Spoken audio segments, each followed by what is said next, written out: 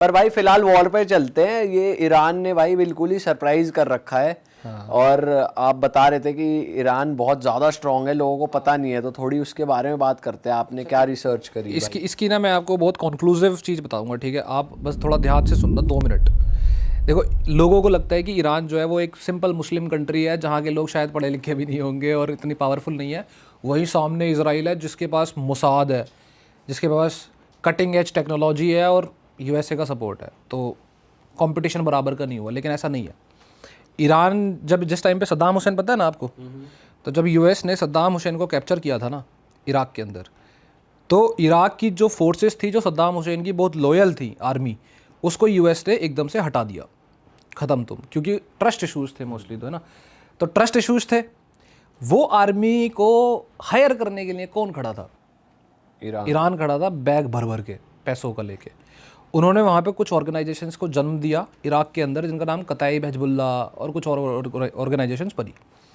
अब इराक की गवर्नमेंट बन गई जिसको यूएसए जो है वो रन करवा रहा है, ठीक है, कोट पैंट वाली गवर्नमेंट प्रॉपर।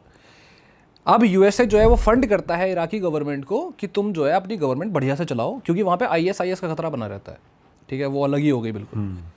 अब लेकिन प्रॉब्लम यह है कि इराकी गवर्नमेंट आईएस के साथ लड़े कैसे? उसे आर्मी चाहिए, जो उसके पास ऑलरेडी थोड़ी बहुत बची वो तो है, लेकिन और चाहिए। तो उस आर्मी में कौन गया? वही कताइब हिजबुल्लाह और वो बाकी जो ऑर्गेनाइजेशंस जो ईरान ने बनाई थी। और अब यूएस की जो पैसे दे रहा है ना, यूएस इराकी गवर्नमेंट को फंड कर रहा है स्टेबल रहने के लिए, वही पैसा कताइब हिजबुल्लाह की सैलरी है। और वो कताइब हिजबुल्लाह ईरान की प्रॉक्सी है। और प्रॉक्सी है मतलब क्या? अभी जब लड़ाई नहीं हुई थी ईरान, जो यूएस ने ऑपरेशन एपिक फ्यूरी करा और फिर ईरान ने वापस यूएस के एयर बेसिस पे अटैक किया, तो ईरान नहीं कर रहा था, वो कताइब हिजबुल्लाह कर रही थी, वही जो यूएसए से पैसे ले रही है और यूएसए पे अटैक कर रही है। ये तो सिर्फ एक ग्रुप हुआ, ठीक है, जो अगर आप देखोगे इराक के अंदर है। फिर आप इधर की साइड आओगे मिडिल ईस्ट में, आप मैप में दिखा देना, मैं आपको फोटोज़ दे दूंगा चाहिए होंगी तो। यमन देखना आप, यमन पड़ता है सऊदी अरेबिया के पास, वहाँ पे हौदिस करके एक प्रॉक्सी है, वो भी इसी तरीके से काम करती है।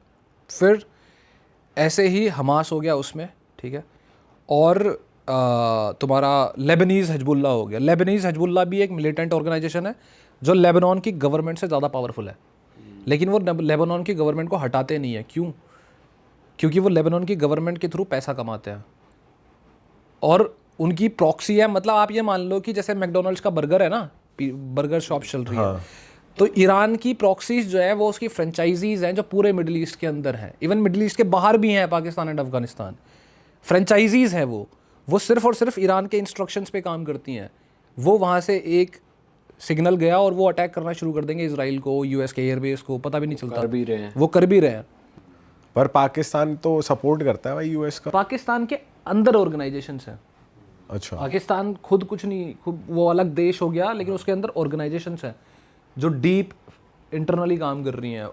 और अब इनमें एक सरप्राइजिंग चीज़ बताता हूँ मैं आपको, ठीक है, बहुत सरप्राइजिंग चीज़ है। ये सारी मिलिटेंट ऑर्गेनाइजेशन जो हैं, कताइब हिजबुल्लाह, हमास, ये सब पूरे मिडिल ईस्ट में फैली हुई हैं। लेकिन ये ईरान की क्यों सुने? ये तो अलग पहले से भी ये कुछ थी, तो ये ईरान की क्यों सुनेंगी? इसलिए क्योंकि ईरान जो है वो हेडक्वार्टर है मैकडोनल्ड, जैसे मैकडोनल्ड बर्गर है, तो मैकडी की अगर कोई ब्रांच है यहाँ पे नोएडा में, तो वो मैकडी के साथ क्यों जुड़ी हुई है? खुद ही क्यों नहीं बर्गर बेच लेती? क्यों? क्योंकि रेसिपी उनके पास नहीं है। करेक्ट, ठीक है। तो ईरान जो है वो उनके जो टेररिस्ट कह लो या मिलिटेंट ऑर्गेनाइजेशंस है ना, उनको वो सारी रेसिपी देते हैं। रेसिपी किस चीज़ की? रॉकेट बनाने की, ड्रोन्स बनाने की। मतलब आज तक टेररिस्ट ऑर्गेनाइजेशंस कैसी थी? बंदूक उठाई, उड़ा दिया, मार दिया, बम, छोटे मोटे ग्रेनेड्स। उनके पास रॉकेट्स हैं, उनके पास ड्रोन्स हैं, बैलिस्टिक मिसाइल्स हैं, एंटी टैंक मिसाइल्स हैं। वो कहाँ से आ रही हैं? ईरान के पास से सारी टेक्नोलॉजी, सारी मेथोडोलॉजी आती है।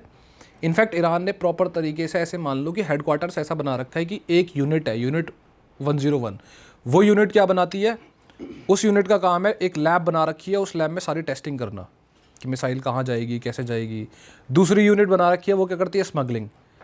मतलब ईरान से अगर तुम्हें मिसाइल का कोई मटेरियल चाहिए जो तुम्हारे पास नहीं है, कताइब हिजबुल्लाह के पास नहीं है या हमास के पास नहीं है, वहाँ से स्मगलिंग करके पहुँचा दिया जाएगा।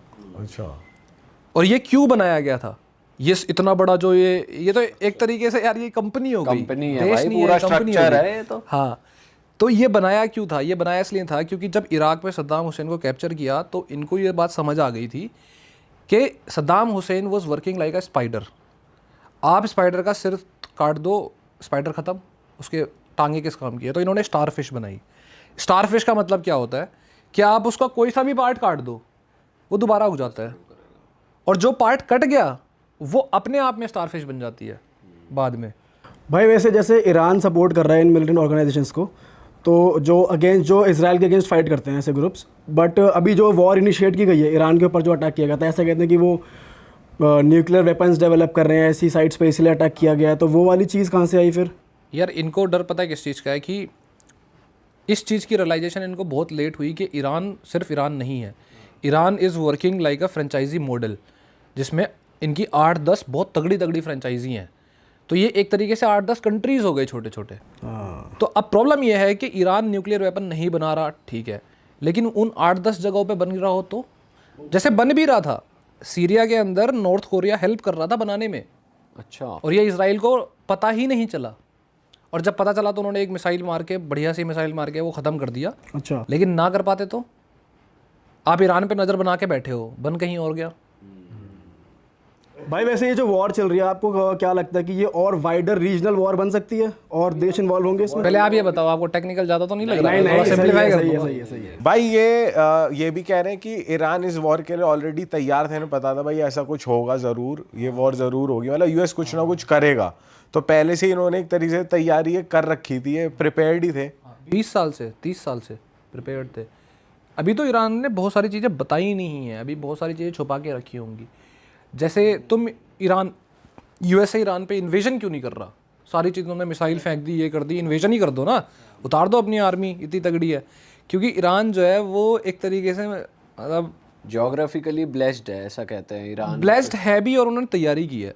जैसे बहुत उनके यहाँ ना पहाड़ है, पहाड़ के नीचे उन्होंने बंकर्स बनाए हैं आधा किलोमीटर नीचे। आप समझ सकते हो कितना ज़्यादा नीचे हो गया। इतना नहीं, अब उसमें मान लो तुमने ग्राउंड इन्वेजन कर दिया, तुम उस सुरंग के अंदर घुसना शुरू करोगे। उन्होंने अंदर शहर बना रखे हैं जिसमें मिसाइलें रखी हुई हैं। आपकी आर्मी आई लेट से, आगे से मिसाइल आ रही है, ड्रोन आ रहे हैं, तो तुम क्या कैसे लड़ोगे? और फिर ये भी है कि उसे तुम बंकर को बस्ट भी नहीं कर सकते, क्योंकि जो बॉम्ब्स होते हैं ना, बंकर को बस्ट करने वाले बॉम्ब, वो भी सिर्फ 200-250 मीटर ही जाते हैं। ये 500-500 मीटर बना के बैठे हुए हैं, तो मतलब वहाँ जाना मौत के कुएं में जाना है।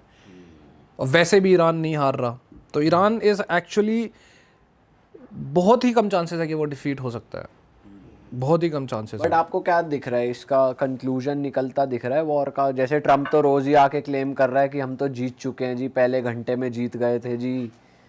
यार इसका कंक्लूजन बहुत सिंपली मैं बताऊं, ईरान का हारना इज़ नॉट द कंक्लूजन, वो हो ही नहीं सकता। अरे वाह, आपने ये वीडियो यहाँ तक देख ली भाई, तुमने हमारी मेहनत सफल कर दिया, तुम ही लोग हो असली रियल हिट। और अगर आपको बहुत मज़ा आ रहा है ऐसी क्लिप्स में, ऐसी वीडियोस में, तो फटाफट जाइए प्लेलिस्ट पे बिंज वॉच कीजिए और सारी वीडियोस देख डालो और मौज काटो। That is it. हम मिलेंगे नए पॉडकास्ट में, नए क्लिप में। Till then bye bye, see you, take care, do subscribe.